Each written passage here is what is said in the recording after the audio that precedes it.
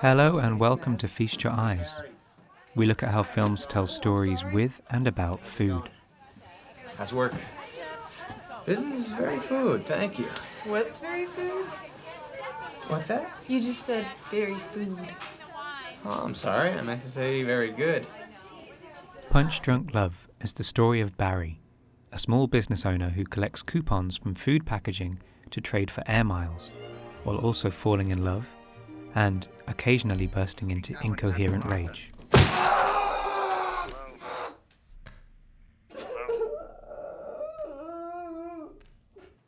Barry finds his purpose in the supermarket, amid the mass-produced imagery of pop art. He moves past a row of Campbell's Soup cans, invoking Warhol, and onto the Healthy Choice cans, their design both more messy with the fine print of the promotion and plastered with photographs of the soup itself. The inclusion of the Campbell's Soup is not incidental.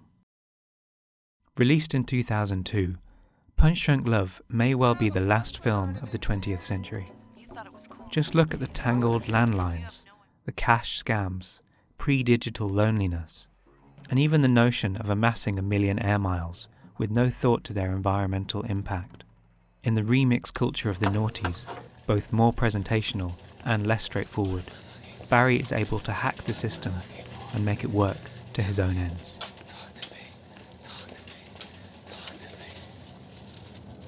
But Barry is angry, and just as his violent outbursts alienate him from others, The number, I'll fucking kill you! You want that? they also interrupt the consumption of food, as well as the uneaten stacks of pudding, I'm sorry, was it like a secret pudding? his redundant birthday cake, Oh, a cake! We have a cake! his restaurant date, Sir, I'm gonna crack your fucking head open. Get out of here. and the family dinner are all meals that end before they can begin.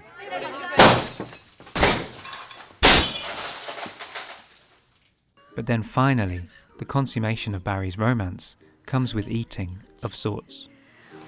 I wanna bite it. I wanna bite your cheek and chew on it. It's so fucking cute.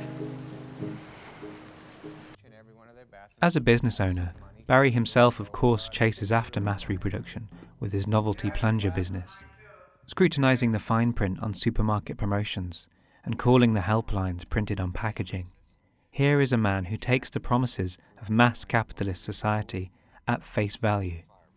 Yeah, it's hard to understand because it says in addition to, but I can't exactly understand in addition to what because there's actually nothing to add it to. Barry is actually based on civil engineer David Phillips, who bought over 12,000 servings of pudding. Well, I started off with the frozen foods and kind of worked my way through the store trying to find the least cost item. When questioned by the stores, he claimed he was stocking up for Y2K. But unlike his real-world analogue, Barry does not intend to actually use the frequent flyer miles to travel. He just wants them because it's economical to have them. You should go on a trip. Yeah, no thank you. They tip the scales in his favour, and what they represent is less important than the representation itself. This is Barry's pop art sensibility. He celebrates food not to eat it, but for its barcode. A quarter a cup. Say you bought $2.50 worth. That's worth 500 miles. With the coupon, it's 1,000 miles. It's a marketing mistake, but I'm taking advantage of it. If you were to spend $3,000, that would get you 1 million frequent flyer miles. You would never have to pay for a ticket the rest of your life. Incidentally, the same year that Warhol painted his soup cans, he also produced this work, entitled $201 Bills. Playing against the pop art stylings of Barry's pudding quest are the strange transitional interludes created by artist Jeremy Blake. They are an abstract expressionist force, interrupting the story at moments of high emotion, even sneaking in as unaccounted spotlights or pink lens flare. Fuck! Did you just say go fuck myself? Yes, I did. That wasn't good! You're dead! These colourful non sequiturs are part of the reason why, although Punch Drunk Love isn't a musical, it does feel like one. At times, the score makes it sound as though the world around Barry is literally coming to life.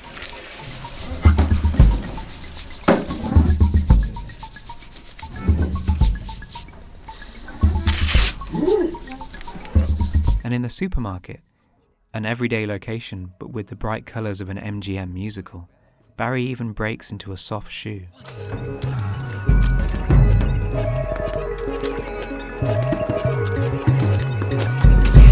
And just as pop art meets expressionism, realist Hollywood meets the classical style, and irony meets sentimentality. I have a love in my life. It makes me stronger than anything you can imagine. And from there, the film can introduce anachronisms like a vignette wipe, a continuity break whereby Barry flies from LA to Utah without letting go of his phone, or even lift an entire musical number from Robert Altman's 1980 film adaptation of Popeye. It's like a diamond dance, I'll take a chance, I will, because he needs me. And this is what makes the film a postmodern masterpiece.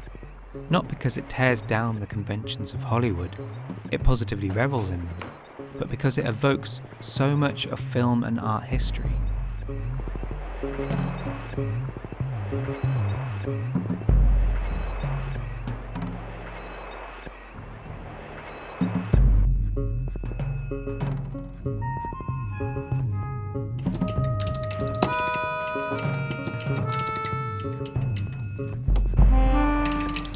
On this, and we have a non-breakable handle finally. Let me demonstrate for you. Okay, this was one of the old ones.